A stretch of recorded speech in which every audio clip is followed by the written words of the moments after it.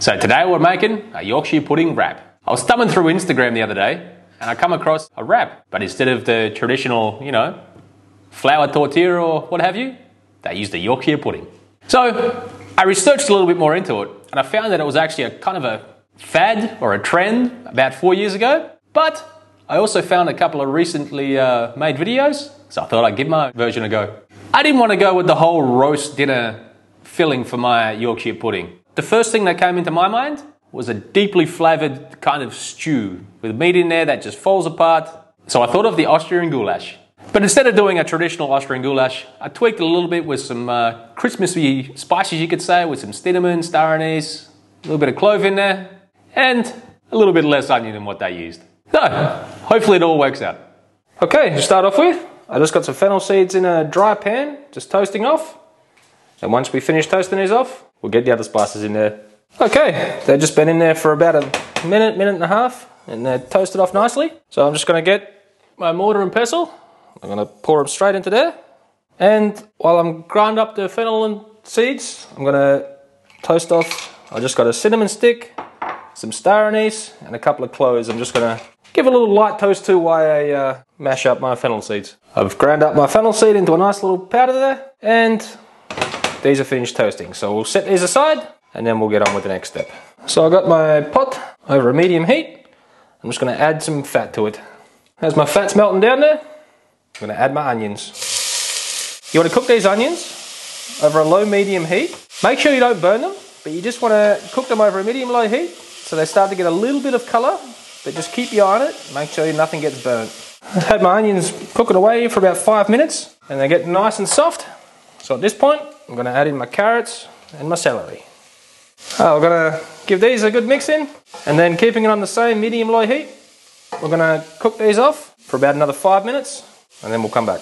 Also, at this point, just after you add the carrot and the celery, you want to add just a little bit of salt, and this is going to achieve two things. The first is it's going to draw some moisture out of the carrot and the celery, and that'll help it stuff not to start sticking to the bottom of the pot.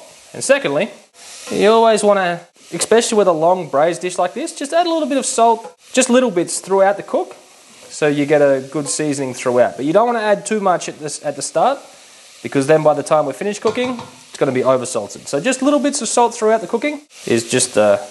It'll be just fine.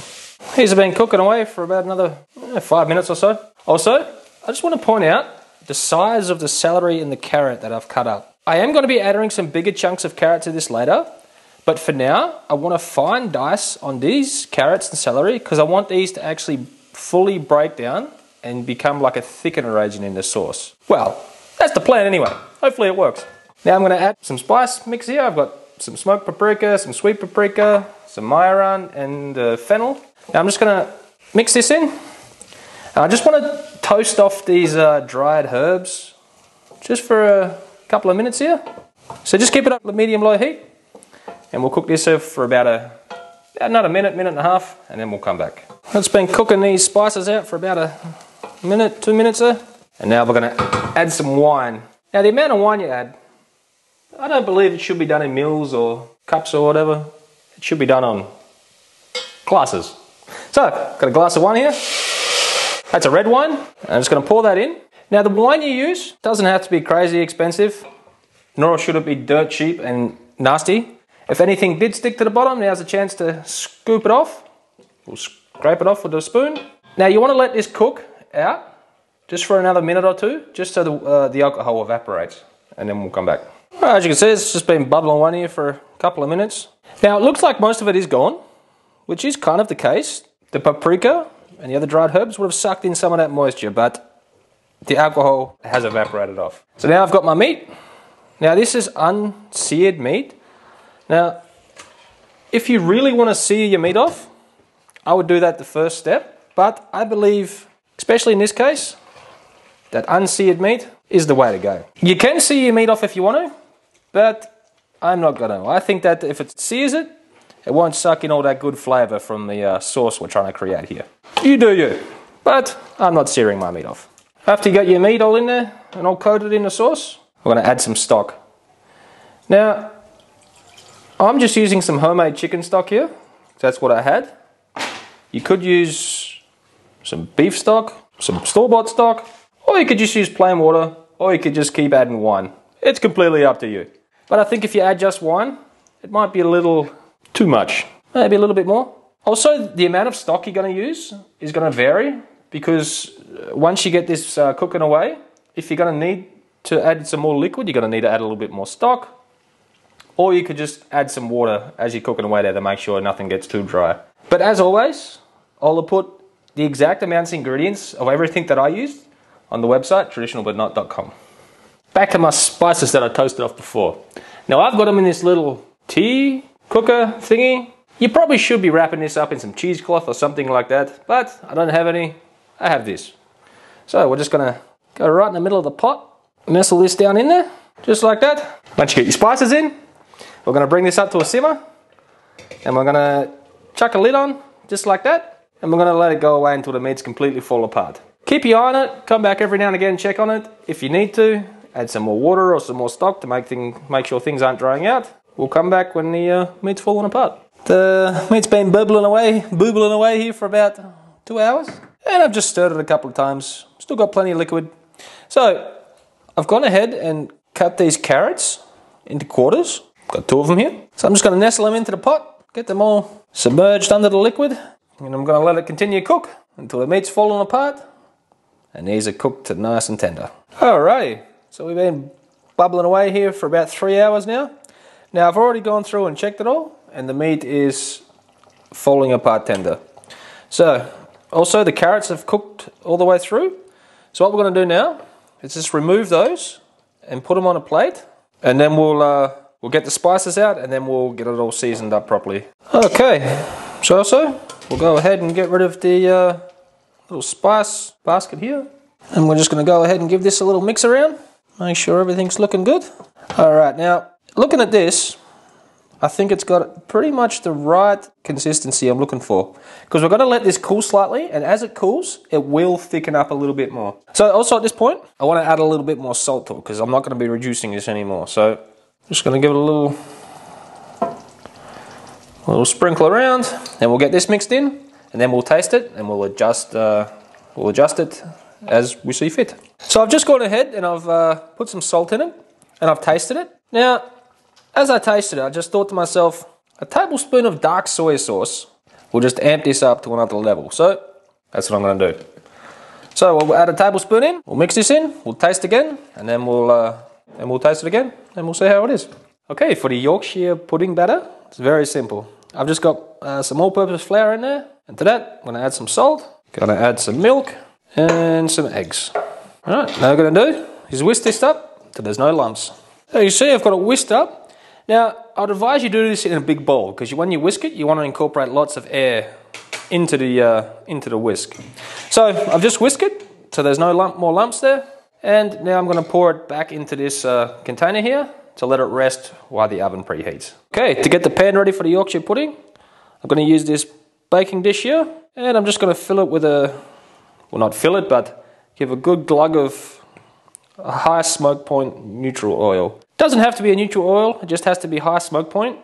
So you could use lard, vegetable oil. I'm using peanut oil, but yeah, anything with a high smoke point should work. I don't know if you can see that, but that is the whole bottom there is coated, and it's got just about 1 millimeter depth to it. So my oven isn't on at the moment, but I'm going to stick this in to the cold oven. I'm going to put it on to about 220 degrees fan forced, and I'm going to leave it in there for a good 20 minutes so this oil gets nice and hot while the oven's heating up. I've got my oil heated up to the smoke point. Now I've just given this a little mix, this mixture, just with a spatula. Now you're going to pour it in all over the hot fat. And you're going to pour it all in, make sure you get it everywhere and evenly. Now you don't want to diddy-dawdle around. You want to get this poured in, and you want to get it back in the oven at that same 220 degrees, and it's going to take about another 15 minutes to cook. And after about 13 minutes, it's done. I've just taken this out the oven. As you can see, it's still bubbling away. And you want to get yourself a spoon, and you just want to push it down. Just like that. I've let it sit for a second, and I've just pushed it down the middle. So now I just want to transfer it off onto another board here. On a board lined with paper towel, because as you can see, this pan's still hot, but it's still a lot of oil in the bottom there. So I just want to transfer it over there so it's not soaking up all that oil while it rests. So this is still a little bit warm. Don't worry about this corner over here. This was R&D right there. So my plan is to cut it somewhere like that, and somewhere like that, and then we're going to have 3 pieces to make burritos out of, because you know, the R&D bit over here, we won't worry about that too much. I've got my ingredients all here laid out. Now, the size that you make your Yorkshire pudding wrap is completely up to you. You could make a gigantic one, the whole size of the pan, but I'm just going to use a quarter for now. With this, I need a little bit of sweetness. And I have this, it's called Preiselbeer chutney. Preiselbeer in English it's called lingonberry, which is very, very close to a cranberry. I'm going to go down with a nice little smear of the jam, or chutney. Also in here, it's not just lingonberry, it's got different spices here in it. It's a very Christmassy type vibe in this jar. So we'll go down with a couple of carrots. You can put as many or as little as you want in there. I'm going with that many. Also with this meat mixture, I just went ahead and just with the spoon, I've just gone ahead and broken it up a little bit because I don't want big chunks of meat in my wrap here. So you just go ahead and break it up with a spoon. It should tear right up. You know, a little chunky's alright, but something like that will be just perfect. So now we're going to go ahead and load it down with the meat. About yay much. And now we're going to wrap it. I guess there's no real pretty way of doing this, but let's go ahead and wrap it. The little edge that come on the side here is perfect to keep on it, because then once you go ahead and eat it, you've got a nice little cover on the end there to keep all your mixture in. You're ready to chomp down on it. So, I'm not going to lie to you. We already did a few little testers here before we come up with the final product. I already know, this is absolutely delicious. You got some deep fried bread wrapped around some super tender meat. It is absolutely delicious. Shoving this into my hole in my face, I thought maybe a little bit of mustard, so let's just dab a little Dijon on there. Definitely add a little bit of mustard in there. That just made it pop even more. I don't know how this thing works, but it just does. You definitely shouldn't be making it every day, but definitely give it a try. It is absolutely amazing.